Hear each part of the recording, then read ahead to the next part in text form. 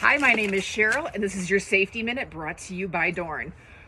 Boulder, Colorado is currently 22 degrees right now. Yesterday it was warmer and in the 40s, and what little bit of snow we had melted all over the place and turned everything into a sheet of ice.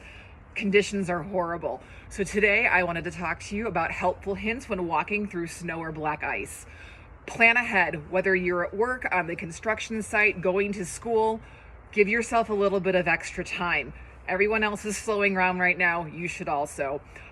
Wear shoes or boots that have good traction on the bottom or have rubber soles or some kind of a tread. You want to leave your high heels at home right now.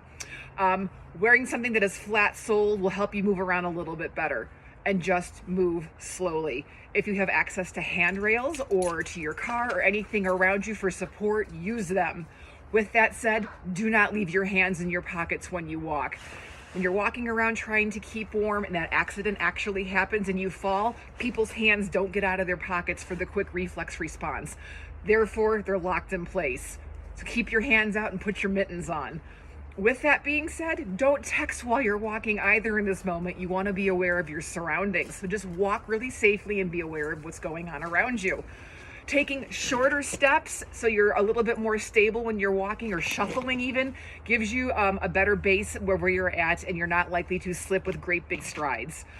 Bending slightly forward and walking flat-footed with your center of gravity directly over your feet as much as you can also keeps a better base, and hopefully your weight won't get out from underneath you. Be prepared to fall.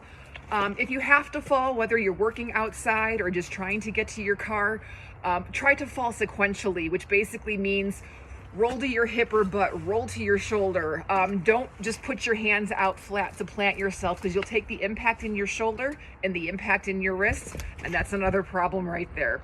So just be careful and don't try to brace yourself. Try to fall with the flow. If you do fall and your head's coming towards the landing, try to bend it back or forward, avoiding from hitting the ground, because nobody wants a head injury. Basically, these are just some small tips to help you work your way through the winter, especially when there's very bad ice going on. Stay safe, and this is brought to you again by DORN Companies, and my name is Cheryl.